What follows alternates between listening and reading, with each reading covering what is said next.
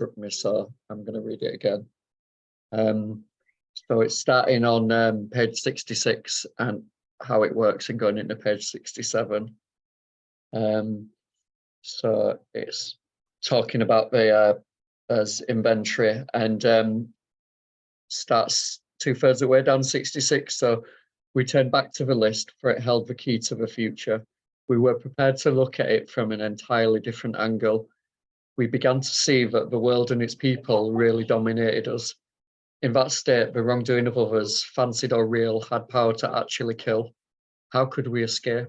We saw that these resentments must be mastered, but how? We could not wish them away any more than alcohol.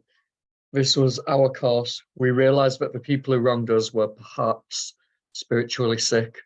Though we did not like their symptoms and the way these disturbed us, they, like ourselves, were sick too.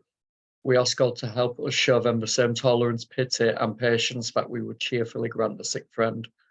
When a person offended, we said to ourselves, "This is a sick man. How can I be helpful to him? God save me from being angry. Thy will be done."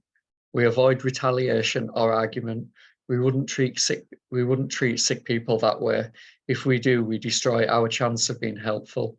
We cannot be helpful to all people, but at least God will show us how to take a kindly and tolerant view of each and every one.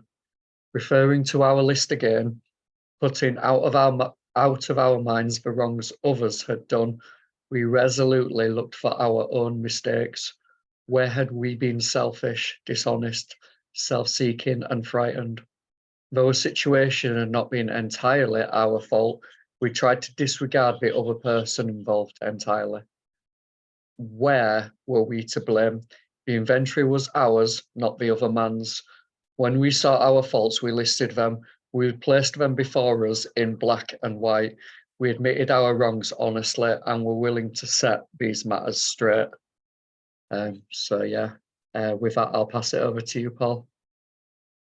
Well, thanks, Rich. I don't know if we said it or not, but this is not an AA meeting. This is just a gathering here.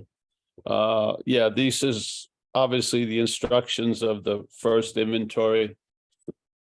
After you get to the first two columns or the third column, and then you go back to referring to our list again, putting out our minds the wrong others had done.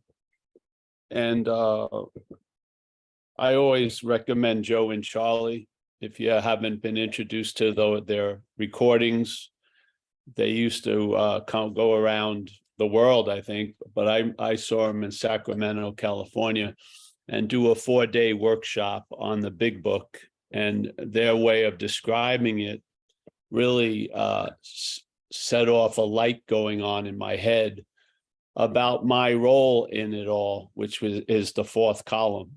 At the first time I did an inventory with a sponsor, I didn't get my role. Yeah, it was just I was doing it, but I didn't see why. Wendy, I didn't see my role in Wendy leaving me. I just saw Wendy leaving me. And suddenly the light went on when I just listened to these guys speak. So I recommend, and they also have, I think they still have a website, and you can download a format they use of putting the inventory into the 4 columns. And all of them, the resentment and the fear and the sexual inventory, and then the idea of a seeming 5th column when it comes to the sexual inventory. I just recommend them highly. So this is talking about after you did like the first 2 columns, I think, and you're looking at what's going on, and you try to take a tolerant, loving view to the people who you feel have wronged you or whatever, caused you to have all this difficulty. Why? Why do we have to do that? Well, because the way we're looking at things doesn't work. Every person in a bar today is doing the first 2 columns of the inventory. They know who they're mad at and why. and they're just yapping to a person near them and hoping they're listening to justify how right they are to have this, to hate or resent this person. There's no relief there. They just order another beer. Yeah. But this is the fourth column. It brings 4 columns. And because the way the AA works is you look at your role in things, finally. And then hopefully over time, while you're looking at your role in things, you'll see a lot of your role in things was self's role in things. Yeah. It's just that simple. And this is the view we're sharing here. After we look at our character defects, we see that they're not ours down the road. Yes, that you and I walk like an alcoholic, talk like an alcoholic, act like an alcoholic. Yeah. And if we have alcoholism, we're not alcoholism. If alcoholism has us, we're an us that doesn't have alcoholism. Yeah. So this sense of the seeing the activity of the disease of addiction and alcoholism as a foreign pathogen or a parasitical movement is how it worked with me. Yeah. When I saw self as foreign to me, a possibility immediately appeared that I could be free from it. Yeah. And that led me to having a lot of the expression of relief that they describe on page 84, that the problem does not exist for you anymore today. And I think it's really rooted in recognizing the problem doesn't exist as me. I do not call a resentment mine. I do not call mental anxiety mine. I don't call the shit I used to do while loaded, which I don't do now, mine. I just don't. And it seems to have worked, and it's working. So we put it out here because I wasn't hearing it at meetings, tell you the truth. I wasn't hearing what I feel is a clear instruction that is quoted right on page 64 as, okay, this is the theme. This is the inventory. This is the theme of the inventory. What is that theme? Being convinced self manifested in various ways is what has defeated us. All right. That's the theme of the inventory. We are now going to look at self's common manifestations. What may they be? Well, the first paragraph after that is resentment. So if you follow this, the description of those few sentences, resentment is a manifestation of self in our life that has defeated us. Self has defeated us through resentment. How did it defeat us through resentment? By us calling them mine. Yeah. And if you've seen a wild resentment, they don't live that long. But a domesticated one that's been claimed by you and me, can live for 60 fucking years. I mean, it feeds off of us. We culture it. We're like a Petri dish where it grows in. Yes. And this is the base. This is the condition of obsession with self. It's like a fucking Petri dish that a lot of shit grows in. Resentments, grievance, thinking you've been wronged, just anxiety that we think is fear, but it's anxiety because there's no apparent threat right at that moment. That is not the definition of fear. Fear is an emotion that occurs when there's an apparent threat right now in this moment. And there's a reaction to the body that it gets to a point of either fight or flight. And sometimes adrenaline will be dispersed and rushed in. So it will help you in your fight or your flight. Yeah, that's fear. What most of us are suffering from is mental anxiety. And so thoughts about what's actually not happening override the event of what's happening. And we feel it mimics the effects of fear, but it's not fear. It's mental anxiety. Yeah. And what produces the mental anxiety? Faith in the thought system, faith in that which is playing God. Yeah. So what can one do? Yeah. If you see yourself as self, you're probably going to be led to drink again, which I've just run into another friend of mine, found out it's the same situation. Just, he's now in a program, calls me up. I went out. Yeah, after, I think this time it's been 6 or 7 years. And, you know, there's a huge possibility if you're an alcoholic and you call someone before you drink. There are very few possibilities if you call them after you drink. Yeah, you're probably going to have to go into a program. You're going to have to do this. You're going to have to move out from where you are. The girlfriend doesn't want to see you anymore. You've been fired. Yes, it's just the same old, same old. The world of possibilities is before you drink. Yeah. So, yeah, the inventory is the introductory inventory to see by looking at the common manifestations of self in our lives, how we've been defeated by self, recognizing that self isn't us. Self has defeated us. Yeah, by us taking ourselves to be self. That's what's happened. Yeah, to me, that's the root of the problem. The mental state that we rely on is in the act of being identified as self. So no matter what happens through you, you're the doer of it. Yeah.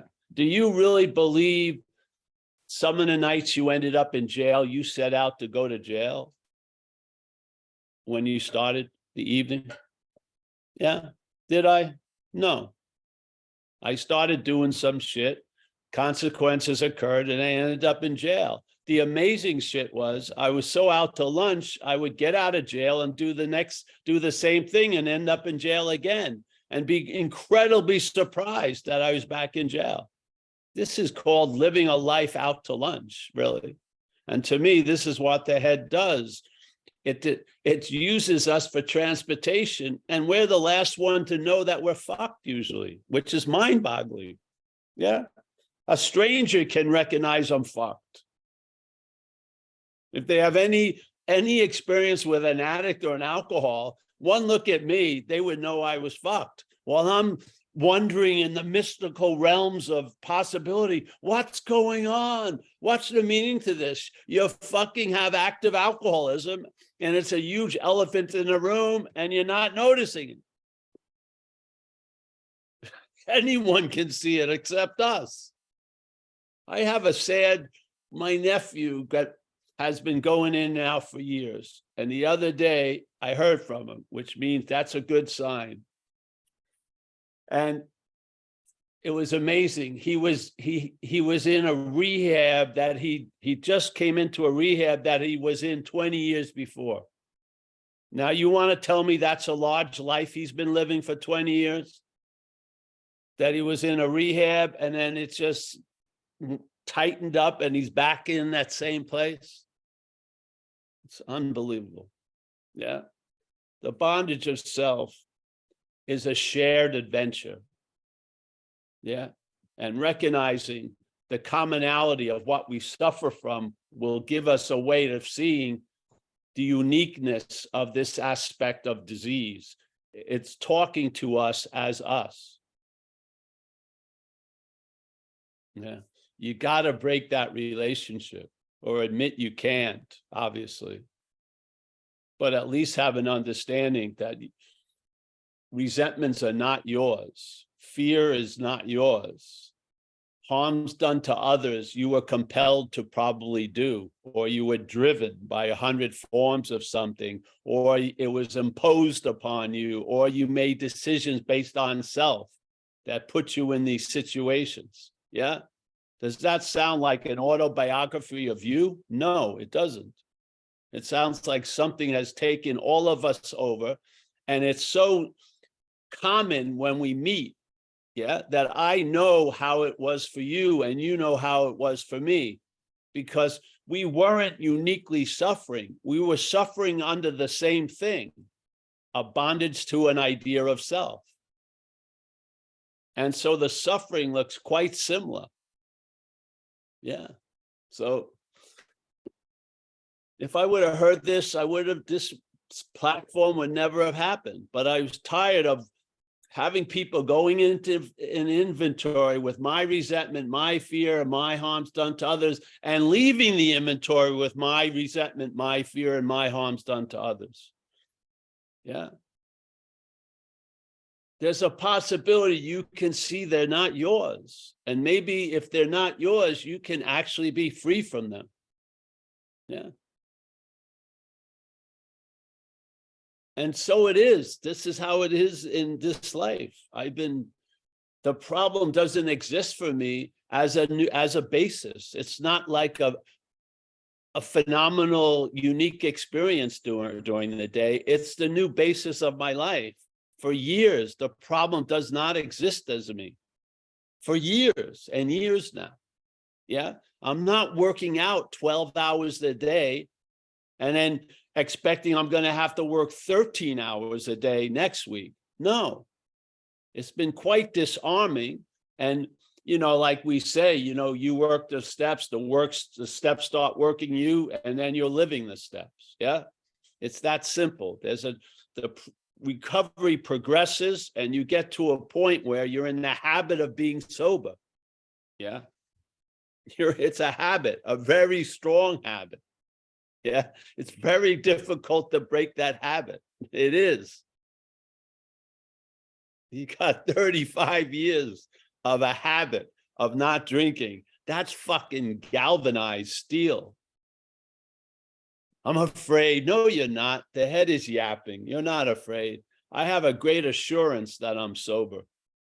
I'm not afraid I'm going to do something today and fuck it up. I'm not. I don't live like that. Yeah. I rest in the fact that I'm sober. Yeah. And that something is doing for me what I can't do for myself. Now, if it was me keeping myself sober, I probably would have expected anxiety that that may not work, but I do not believe that it's me keeping myself sober. I believe something has done for me what I couldn't do for myself. That's what my basis is. Yeah. And I have great faith in that something that can do for me what I can't do for myself. Great faith in it. Yeah. So if you haven't done the inventory, do it. Yeah. Do it anyway. And then maybe go back to it and look at, instead of calling the manifestations of self yours, call them self's manifestations, like it says in page 64. And then do a little inventory like that and see which one provokes a traveling lighter. Yeah. Yeah. I feel, AA was presented in 35, 39, the book came out. I believe there's been another wave of recovery that happened after that the book came out. And that is, after you see your role in things, you can see self's role in things. Yeah. With the same inventory process that you finally took ownership of what happened, after you do your amends and you're responsible for all that ever happened, then you see something else. You see what I thought was me doing a lot of shit was self doing a lot of shit through me. Yeah, that's been my experience, humbly. Yeah. And you're not going to tell me I did and I chose to do that shit while I was under the influence. It just wasn't. You're not, I don't believe it. It's not my experience. It's not the truth that's been revealed. Yeah. So go back after you take responsibility for whatever happened, make the amends, and maybe go back and then look at your role in things, and maybe you'll see self's role in things. Yeah. And if you see self's role in things and self isn't you, you can be free from self's role in your things. Yeah. Yeah. That wave, I don't think had broken on the shore of AA. It took more years to happen, yes? As it says in the vision for us, yeah? We know but a little, people are going to come and add on to it, and this higher power is going to constantly reveal new shit to us, yeah? Yeah, so there you have it. Rich. Thanks, Paul. Yeah, if you've got any questions for Paul, please raise your virtual hand.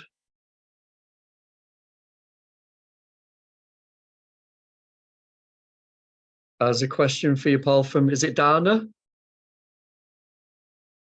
If you'd like to unmute yourself and probably correct my pronunciation. Dana. Oh, Dana. Dana. Yeah, with Dana. Yeah. Paul, I just wanted to say that I repeat this to myself every day. Self-manifested in various ways is what had defeated us. And it's like, I want to remember that, because when I get into my head, I'm in the wrong place. And I just, when the student is ready, the teacher appears, and you're in my life. And I love you for that. And I can't imagine, I can't believe I'm here where I am and starting to do what I'm doing, because I'm starting to be walking lighter. And my head gets louder at times when I'm doing this. And, but I can't thank you enough. I can't thank you enough. I have no words to do that.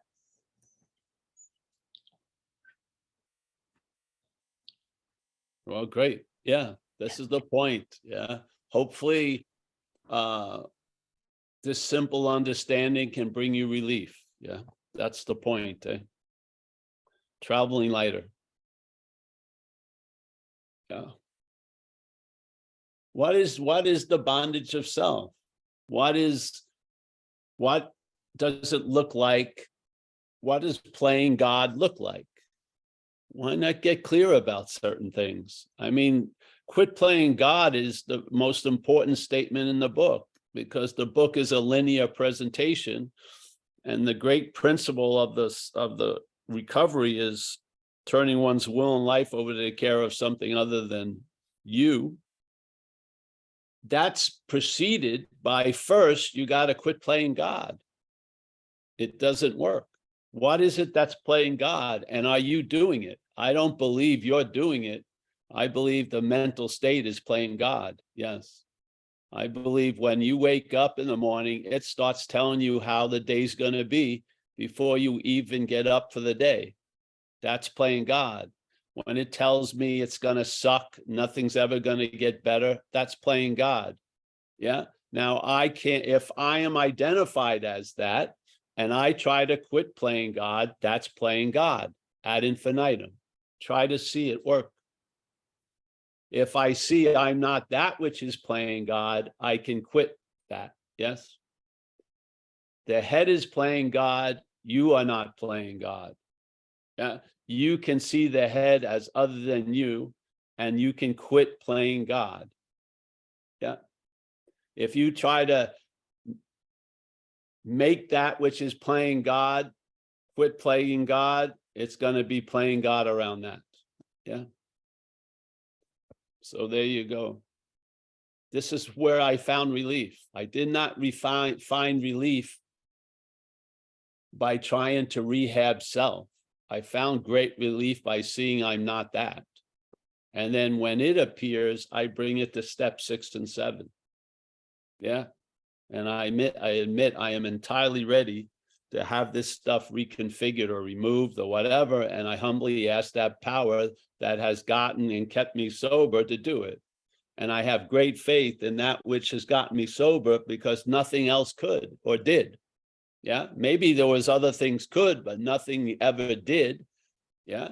And so I have great faith in that power. And so when I drop these things that show up in my life into the recycling bin, I don't stay up all night looking for the garbage man and seeing if he's going to come. I don't believe he's going to come.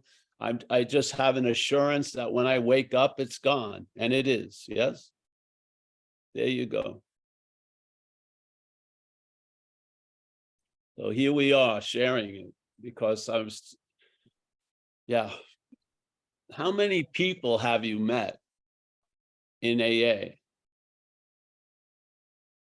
How many alcoholics have you met? And how many people have you met?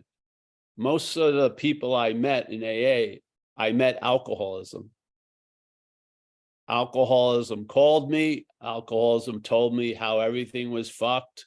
and it's never going to get better. Alcoholism said, no, I am unique, and this is a very unique problem. It's not like what everyone else is being bothered by, so on and so forth. I've met thousands of alcoholisms.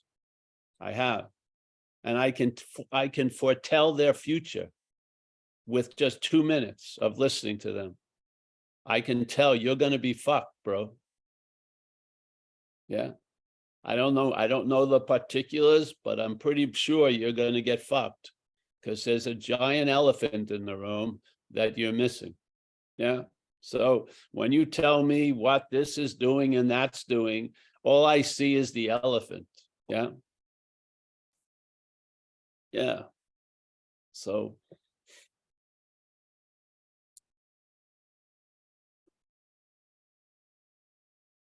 please relieve us of the bondage of self.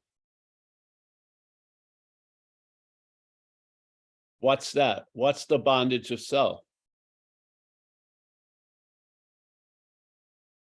Is it an activity, or did it happen in 1988 at 2:30 in the afternoon? You were adhered to self with a strong adhesive, and you've been trying to get out of it ever since? Or is it an activity that's happening now? Is your faith, or is the faith in the mental narrative, isn't that the bonding of self? You're bonded to an idea of you, a story of you, with a past and a seeming, hopefully, a future. And we listen to that narrative with great faith because it's presented as being about us. That is the bondage of self. Thoughts have power. Your thoughts can ruin your fucking day. If you're taking yourself to be the thinker of alcoholic thoughts that you are not thinking, they are being produced through alcoholism. If you believe you're the thinker of the alcoholic thoughts, you're going to be defeated by those thoughts.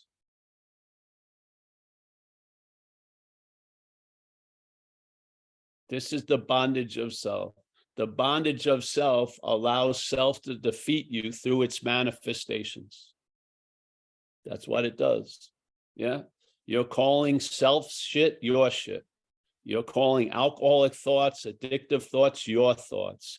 You're calling alcoholic behavior, which is obviously recognizable, as your behavior. I spent 2 years in a program, and all the while I was thinking about my behavior, the people running the program saw it as alcoholic behavior. And you know who was correct? They were. Yeah. Them seeing me as a washed up alcoholic and addict and never deviating from that view was the best 2 years of that period of life. Yeah. And I was always upset. They're not recognizing me. No, they were recognizing me perfectly. I wasn't recognizing. They treated me just as what I was and what I needed. And I bloomed in that setting, that institutional setting, which I'm not proud of, but I thrived in it. Yeah. Because I was on one level freed from being bonded to that narrative because they weren't going along with it. They had a system and they put me in it, and that system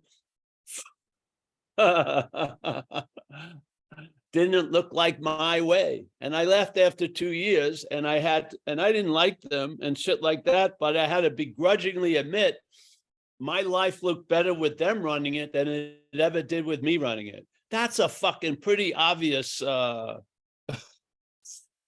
mean, if you're missing that boat, I mean, you're drowning. I mean, it was pretty fucking obvious that my own self-interest is what's sinking me. Yeah. So the freedom from the bondage of self is seeing alcoholic thoughts as yours. Yes. That's one of the ways. You stop calling thoughts yours all day. You call them thoughts. Yeah. You don't call feelings your feelings because they seem to sort of just appear when they appear. You call them feelings. Yeah. Yeah. And you realize you have what's trying to translate the feelings has no fucking idea what a feeling is.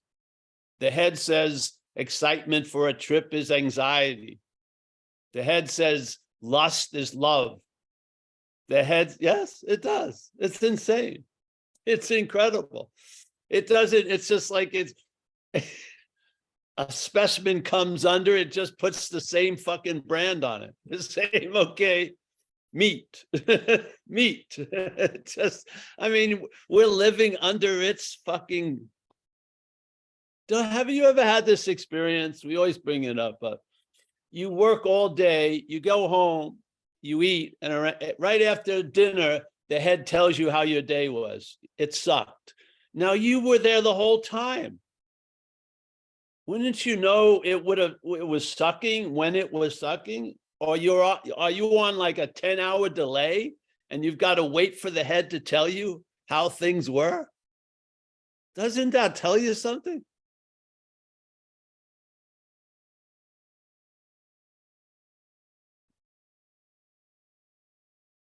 I don't, we're so suspicious in a lot of ways, but what really should arouse suspicion goes unlooked at. It's just mind-boggling,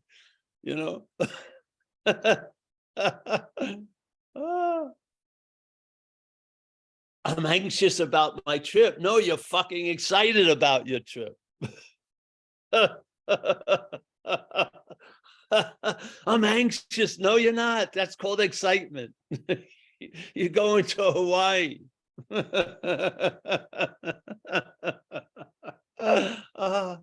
don't know what I'm going to do in that clear blue water.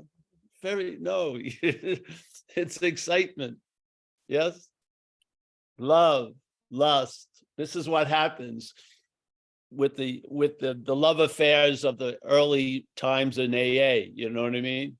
There's a desire and attraction. You're thinking it's love. And after a few months, there's a restraining order on your ass. Yeah. Because you think your love for the person's having you park outside their house at 2 a.m. That's not love. That's fucking obsession. I mean, wouldn't it be good to be able to diagnose what's going on? I don't mean just simple shit. Yeah. Hey, Paul, you think something's wrong that I've broken into my girlfriend's email and I'm checking them out? And yeah, bro, I think so. I think you've realized you can't practice these principles in this affair, so maybe limit the affair. You know what I mean? Down the road, maybe, but right now, no, it doesn't seem to be working. But I love her. No, I don't think so. I don't think that's love. Ay, ay, ay. Can you imagine? It's like having a blind guide up there. Yeah. For you and I to listen to it, we have to give up our sight and follow its directions, though it's blind. Yeah. We give up our sight and allow its blindness to lead us. It blows my mind. It does, seriously. So, hey, sorry I'm ranting, but we have to paint it in stark things because people won't see a difference. That which is talking to you most of the time is not you. When it's describing its condition, I'm afraid, that is not your condition. When it says, I'm never going to get what I want, that's not you saying it. Yeah. Don't you see? If you keep mimicking what it's saying, you're going to live as if you're that.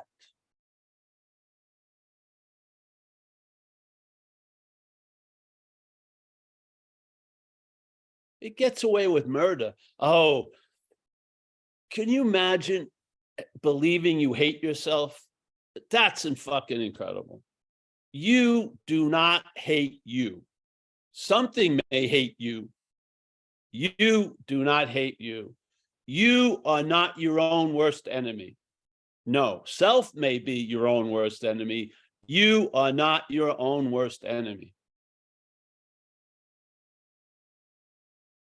There's self-hatred, and it's very well appointed with the word self in it. Yes, there's self-hatred.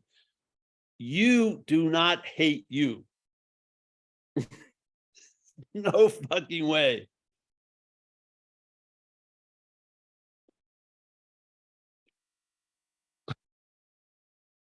Can you imagine starting your day with that as the basis? I hate myself. Come on. How, you know, by 1 PM, it's going to look really bad. Yeah. Or I'm my own worst enemy. How's that promoting this life? Yes. Get clear of what are you, that which is speaking to you all fucking day? Are you? Didn't you have the experience when you first started going to AA? I did at the meetings.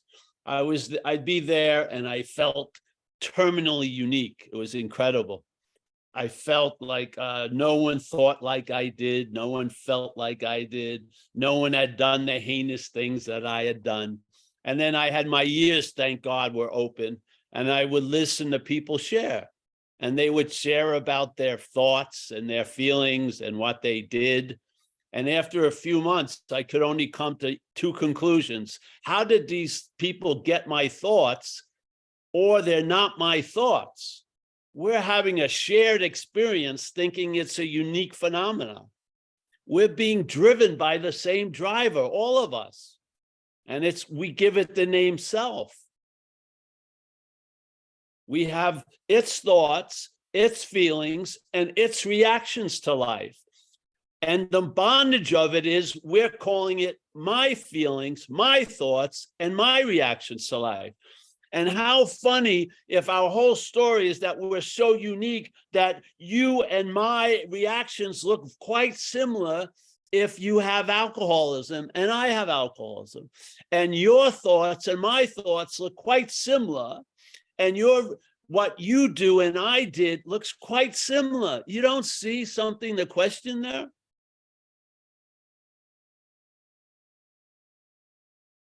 How many unique, special, long-lasting, independent, separate things can have the same thoughts and same feelings and same reactions? We must be driven by the same thing. And that thing that has driven us, we call it self in recovery, yes? And it's not us.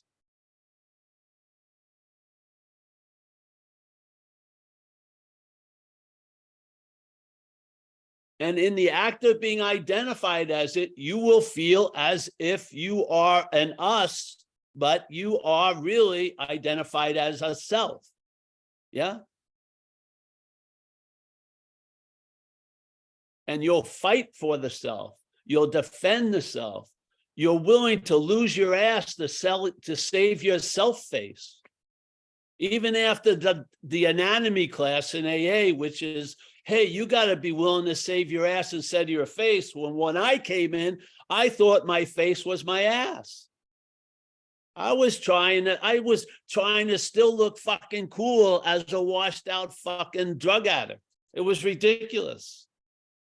And I had pride. I didn't tweak when I shot coke for 7 days.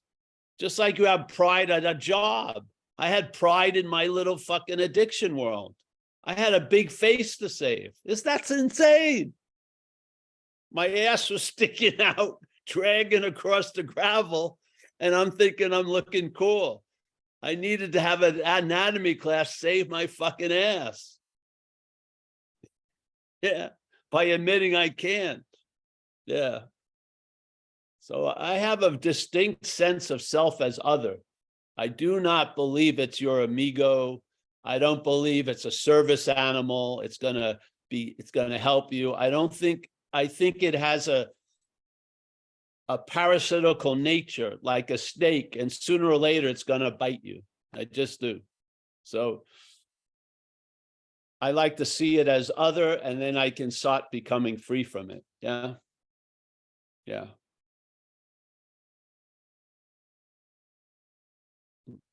And we have a platform to share it. So there you go. And you're here to get it. And there you go. Yeah. And I hope it helps you out. Yeah.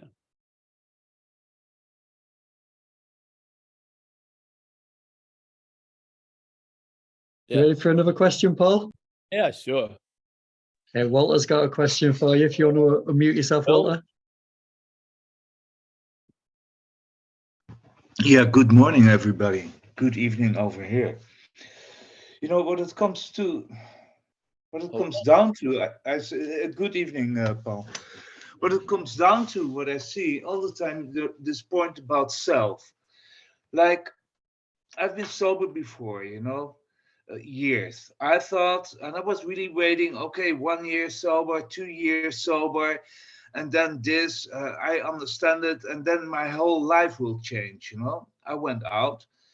I barely survived it. I got back in. Hopefully I'm doing the program better. Hopefully I have a deeper understanding. And then I come across all the time the point, okay, for sure the ideas we have about ourselves, that fucks us. For sure. But then I see also the people who are non-addicts, they are non-alcoholics. Maybe they are even in a worse state of being. When I come across the people, the psychologists, the psychiatrists, the helping people, it seems like they're even in a worse shape. Addictiveness, this idea about self and helping other people to get out of it. And lately, this morning, I had a talk with a Californian dude, old man, 25 years sober. I love the man, know him for a long time. And okay, then I have to tell him about hey, he doesn't get it, that he is not his thoughts, and he's in deep anguish about him, about it, sitting there on his own. And then I really wonder, hey, am I crazy now or something? Am I missing something from? I don't want to point it out to other people. Absolutely not. Mostly I keep silent and I start avoiding people. I go to a meeting and with a few people, hey, hello, bye, And in general with people, okay, stay out of the war, bye. And then I have a few, hopefully I have peaceful moments of my own. But yeah, what to do? Yeah, it's even another question.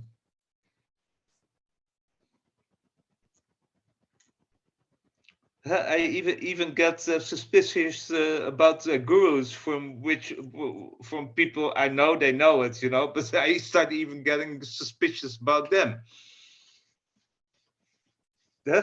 I'm suspicious about my doctor. She's describing again a medicine. Well, I think, I think I know better.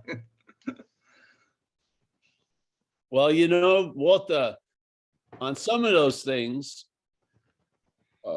wherever you go, whatever you follow, wherever it ends up, attempt to be accountable in a certain way. Yeah. So you don't start bitching about, oh, this should have that, hey, I decided I didn't want to take the medicine. I didn't take the medicine. A lot of times it works. Maybe it doesn't work. Okay. Maybe I should have taken the medicine, but I didn't take the medicine. And then you move on. Yes. It's not like, yeah. And then at least I don't bitch anymore. I don't bitch about people anymore. The other thing with helping people, obviously when over time in AA, you realize that you're attempting to help someone and keep them from their bottom may be a disservice.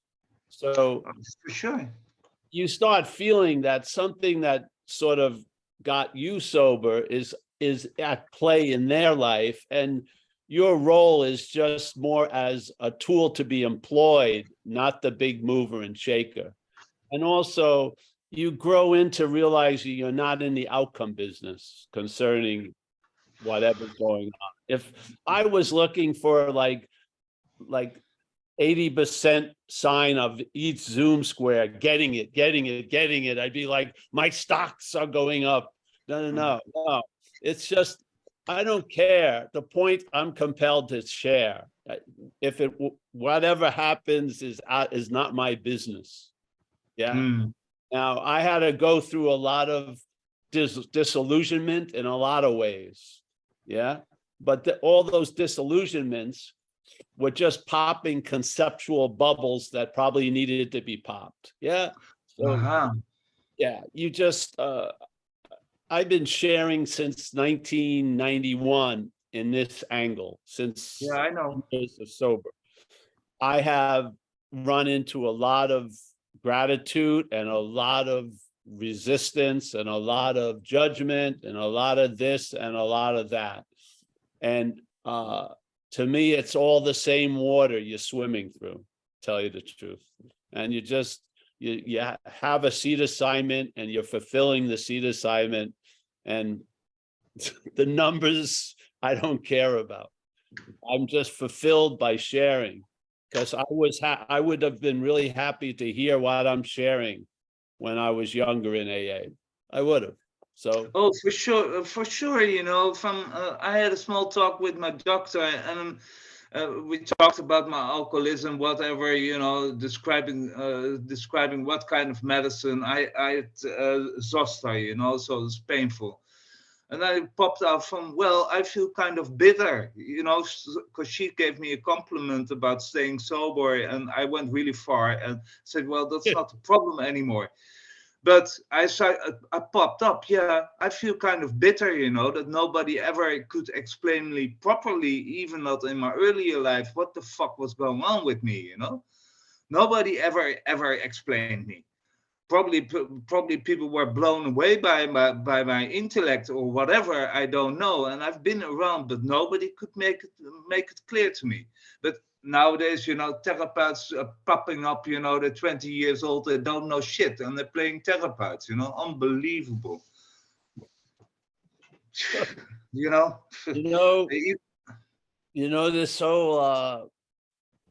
This whole event is probably never going to look like the way we would like it to look. But again, that quality of recovery, which is you learn how to fit yourself around circumstances instead of constantly trying to fit circumstances around you.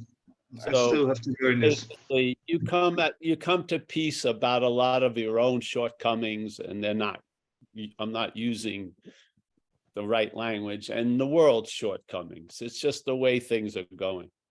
Yeah. You might as well be at peace while it's going that way.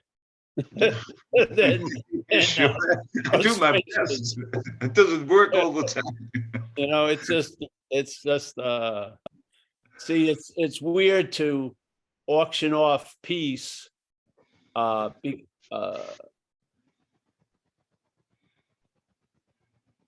with the hopes that there'll be a future peace if all these things that aren't fulfilling and don't seem to be working, they should be working other ways. I wouldn't, you can see that view from a peaceful place. It doesn't have to be frustrated and shit. Yeah. Yeah, for sure. Yeah. I mean, I have been left down, you have been let down, I have let down people, they have let down others. It's just, I mean, this is like we say in our program, we have an incredibly beautiful program, but there are people in it. It's just the way it goes. So after all, you know, it is a journey, you know, a journey on peace, and you know, you're not at home right away. Yeah. I mean, these things you learn in time and observation. It's difficult to explain them, but you have certain ways you think things are going to be, and then life sort of corrects those mistaken proportions you were expecting, and you see blue as blue more and red as red. Yeah. Yeah. And I'm I'm not here to pick a fight about anything really. So, but Yeah, remember we used to not say, anymore. remember with the alcoholic head, if you dropped an alcoholic in heaven, it would be hell in a day. You know what I mean? It's just, that's know. just the way, that's just the way people's heads see things. They don't see things really.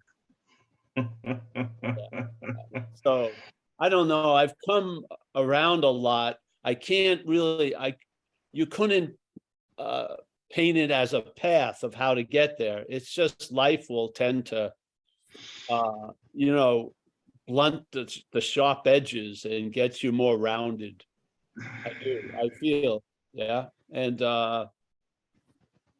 yeah, if I always tell Amelia to stop me if I announce that I'm walking out the door to save the world. Yeah, I always, yeah, the world doesn't need my help, really.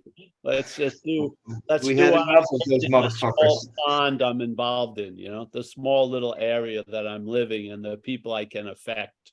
Yeah, just be as, yeah, to be available, to be of service. And I think that's a condition that a way of life of recovery will produce. You will be of service. Doing service or no, you'll be of service. And so, yeah. But I understand everyone who shares and they think they have great news and no one seems to like it and they get mad and it's just the way it goes. Yeah. Yeah. Yeah. I mean, it's just the way it goes. Nothing actually ever changes. Well, your take on it does. Yeah. That changes, but Yeah, how you travel through it does. See, maybe you're thinking you're going to travel lighter if the world changes. You don't wait for that anymore.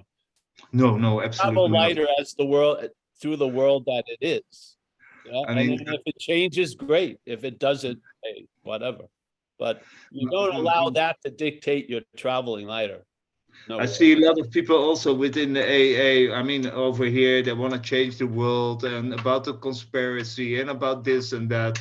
And then I always provoke them with Krishna or Arjuna, you know, who saw the light on the battlefield, you know. I mean, no matter what condition, you should. It's possible to feel okay. Well, yeah. Well, most of the conditions are manufactured and made up anyway. Yeah, Most also true. Yeah, if there's conditions, and then what's reacting to the conditions is the real sick condition, which is when I look at my relationships, how the fuck did I manage? You know, they became worse and worse and more crazy stories and so on. Did I do that? Yes, Walter, you did do that. That I didn't end up for murder. Unbelievable. Hey, you know, but Walter, if you end on a high note, that will be great. Yeah, die laughing. Yeah. So you're moving towards a higher note. That's great. Yeah, man. yeah, for sure I am. That's cool. Yeah, that's cool. So Thank you, man. yeah.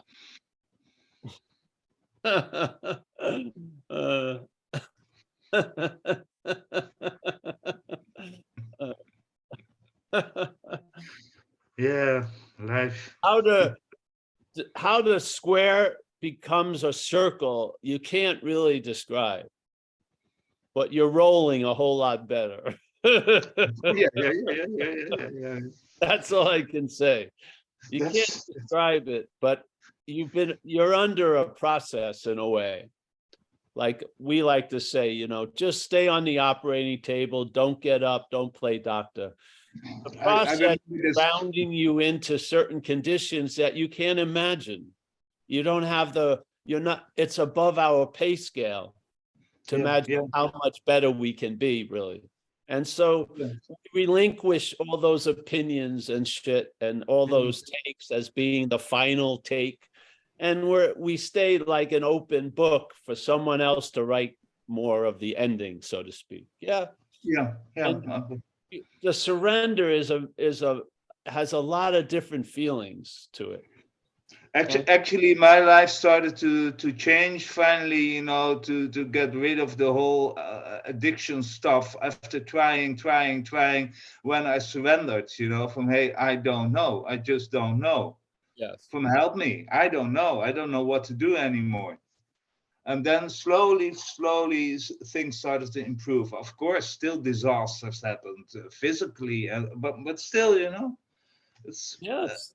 and I'm grateful for it, you know. Surrender is once you've had a free sample, you can develop surrender into surrendered. You can. Once you see the futility of your managerial quality, it leads to a lot of fortifying of what you would call surrender to a state of surrendered, especially Yeah. about certain ideas that were like hornet's nest of mental fucking discomfort and shit. You're just done with a lot of shit. It's shut down. Yeah, And, yeah, there's a peace in that. yeah, yeah, So I'm a real believer in surrendered. I really am. yeah, So yeah.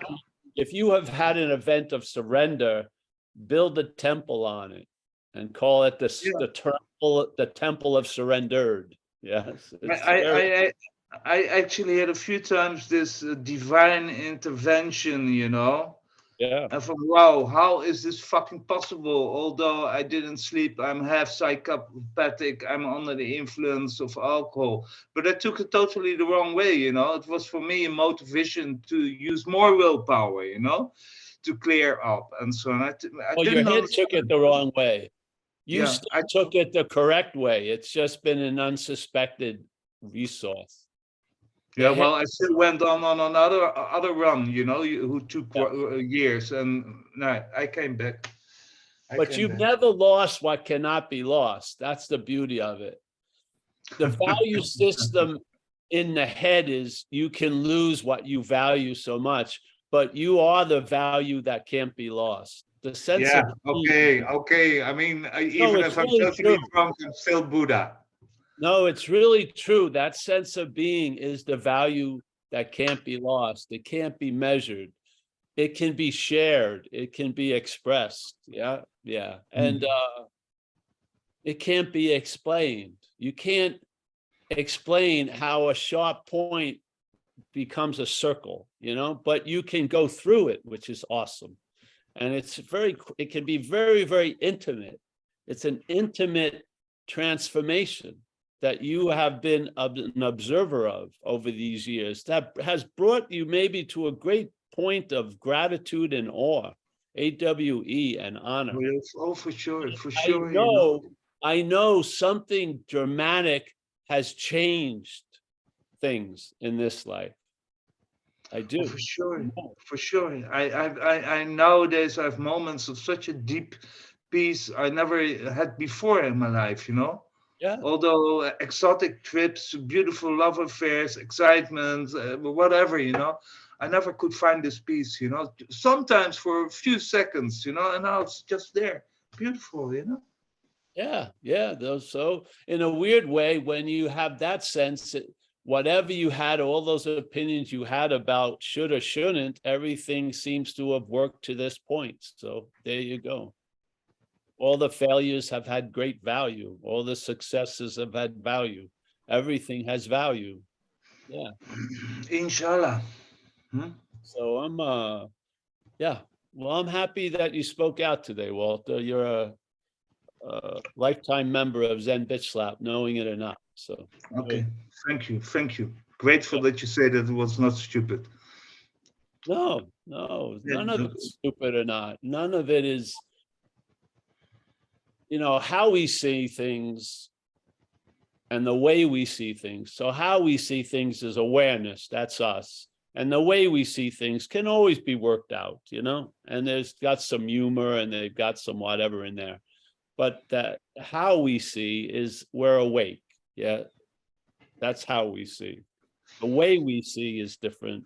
It could be self-centered or whatever, but it doesn't matter. The how we see is awakeness or awareness. Yeah.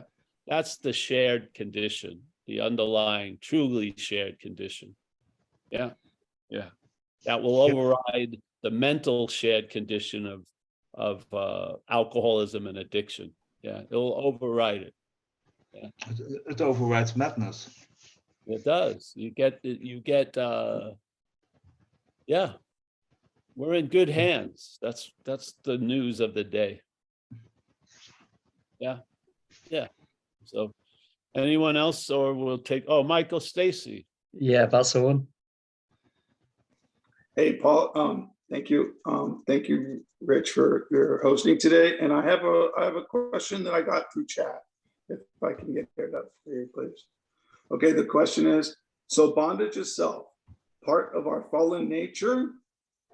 Are we born with it? We are born with, or the natural mental twist within? You're not born with it, obviously. If you've seen babies, there's no sense of self there until about maybe 18 months or something. So the sense of self is developed. Yeah, when the brain gets more developed, then the sense of self gets developed with the brain. So what was the other one? Is it your nature? No, it's not your nature. It's the nature of the figure.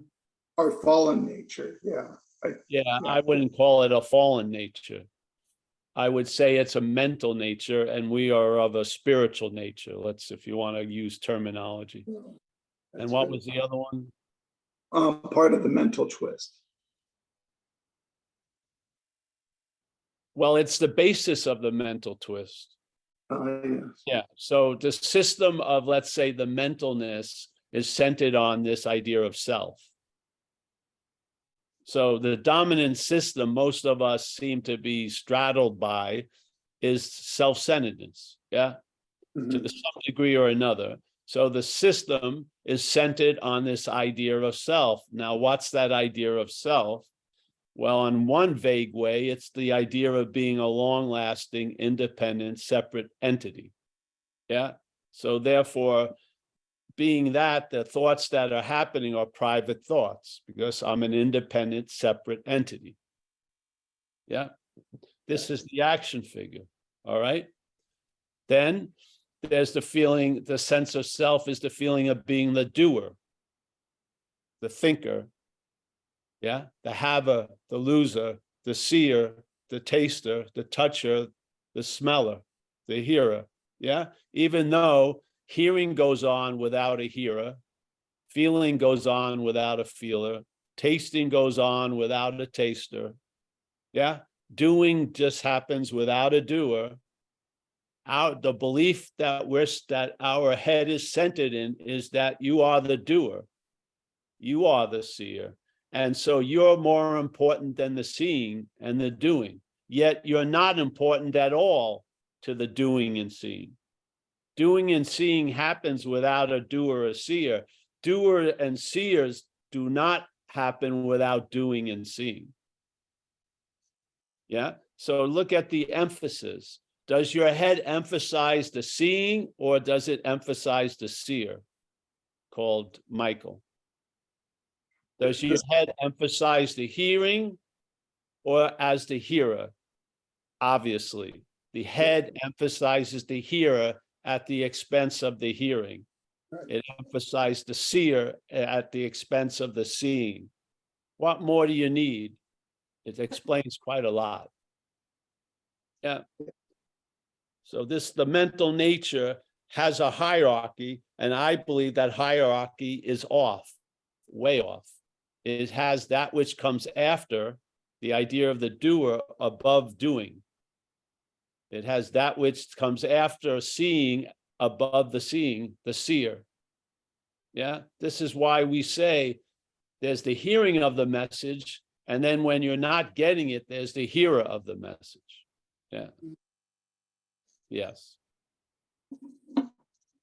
So that's my sense of self.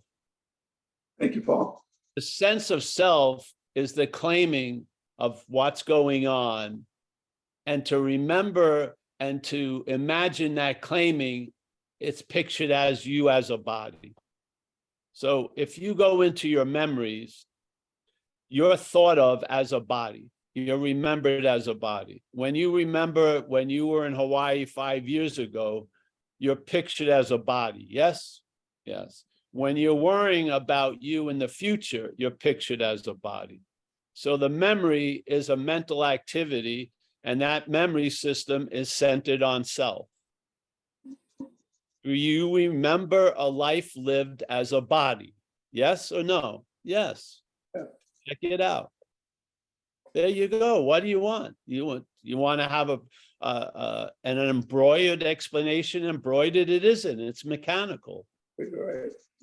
The mental state has a hierarchy, and if you see it not from the mental state, you'll see that it's way fucking off. It emphasizes certain things at the expense of other things. And those other things may actually be the most valuable aspects of your own life. Yeah. Check it out.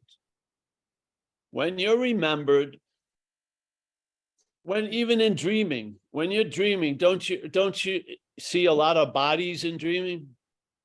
Yeah. But very rarely do you see your body. You're seeing everything, but you're implied to be a body. But you see, what you're seeing is seen as bodies and things, yes? Yep. That's from the mental condition. You're not dreaming of no thing. It's impossible to dream of no thing as a thing. Yes? We're dreaming of things. We see things. We take ourselves to be a thing. We believe spirit is a thing when it isn't. We're looking for an embodiment of spirit, let's say a savior, but we're missing the spirit of the savior. It's not a thing. These are my opinions, but you're listening, so I'm giving them to you. Yeah. The spiritual condition is not a thing condition. You getting healthy at the gym is great, physically healthy. It's not ensuring your spiritual condition, though. Your spiritual condition doesn't need a lot of maintenance. You don't need to lift spiritual weights. You just got to lose interest in the mental condition. That's all. And the mental condition cannot lose interest in the mental condition. So we live a life that produces a loss of interest in the mental condition. And then the unsuspected inner resource, you could call it us, becomes suspected. And maybe we call it spirit. But it's us, truly. Yeah. And then we see what the head is representing as us, as maybe not us. And maybe a little bit of us in our own life goes a long way to give us relief from the story of self. Yeah. Instead of losing us in the story of self, you can see the story of self from us. And you may not subscribe to the next year's, you may cancel your subscription to the story of self. You may lose enough interest in it that you much rather be interested in the story of us. Yeah. Then the reliance on self, when it's not matching us, you see it as unreliable. Yeah. So this mental state becomes unreliable. It actually fails because it cannot represent spirit. It represents this idea of self. Yeah. There you go. So you start losing it in its representation, and now you have a new boss, a new employer. Yeah, which is not like the old employer. Yeah. It's a beautiful transition. Most people would flip out if it happened overnight. So we have this beautiful way of life that allows it to occur. Yeah. That's sometimes people have earthquakes. Sometimes you get really shook up. Sometimes there's the burning bush. But most of the times we call it an educational version. Yeah. In Buddhism, they would call it there's sudden enlightenment and then whatever, some other kind, just like slow enlightenment. Yeah. They're the same thing, but one apparatus can't handle, you wouldn't be able to handle shit if it hits you all at once. You wouldn't. You'd probably blow up. Yeah. Yeah. So, oh, I want so much more. You're not ready to have more. The thing that's giving what we need knows the measure of what should be given, I believe. Yeah. Yeah. I do. I think you're under a great tutelage of the higher power. Yeah. You just stay on a need to know basis. Don't start thinking.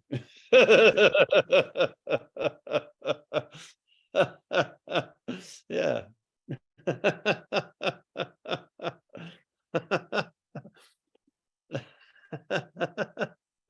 Yeah, it's all right. I think that's it for the day, eh?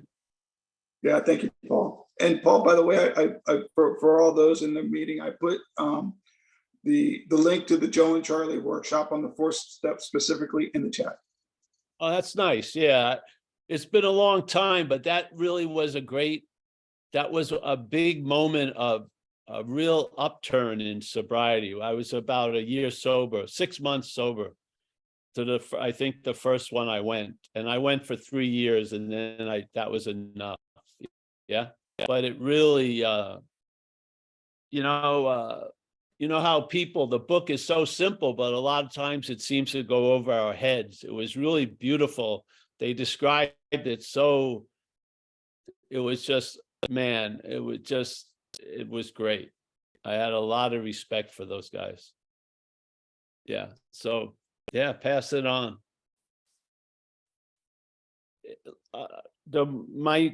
A lot of people I run into, the real dilemma in the recovery is they're not able to see their role in things. Yeah. They don't see, they're very clear of the surroundings they're in right now, but they're not clear of how they got there. Yeah.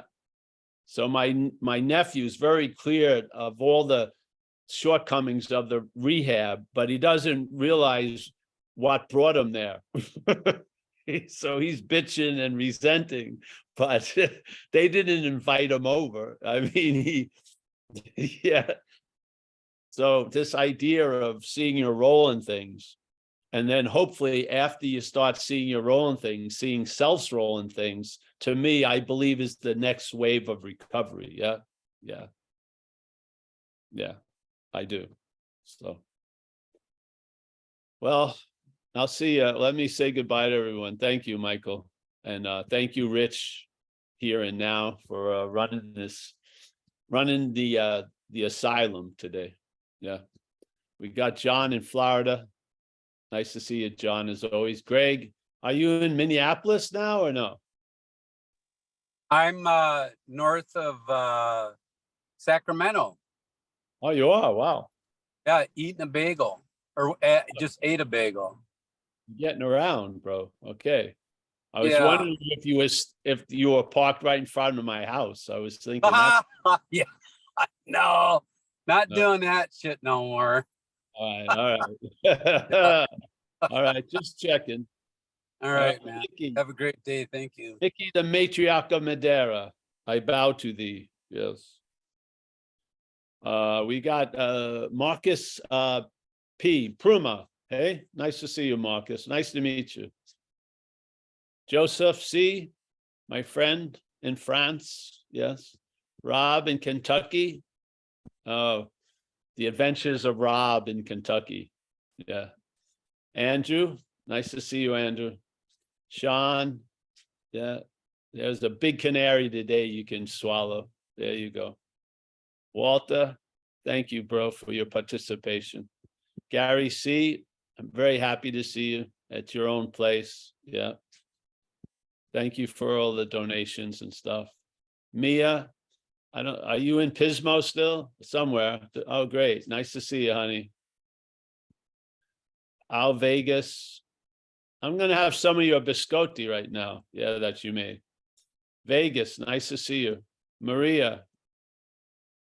Dana, I think me and Kerry worked out the right book, so he's going to be sending that book, Ramana Maharshi book. Yeah. Alex in the Hudson Valley. Nice to see you, honey. We got Rory. Nice to meet you, Rory. Have you been here before? Yeah, actually, Paul, I listened to you for the last few years on YouTube, and this is my first time at the Zoom. But I used to come and see you down in San Francisco years ago. Oh, Yeah. great. Fantastic, Thank- bro.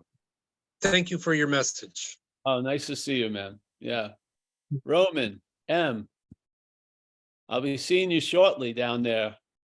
Yeah, very good. I'm looking forward to it. Maria, Lala.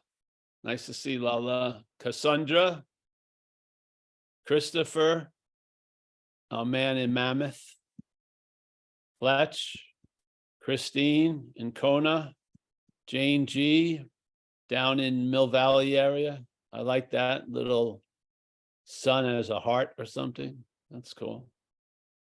Mika Jan, our friend from Finland. I would probably say Mika Jan. I used to have a friend that a guy stayed with me for a while, came from Finland about through the message. So yeah, he was a really nice dude. So I like all Finnish people now. That's how it works. Okay, I think we've seen everyone. Hey, thanks, Michael, everyone. Thank you so much for sharing the space, and see you soon. Yeah, Thanks, Paul. we'll be there Saturday.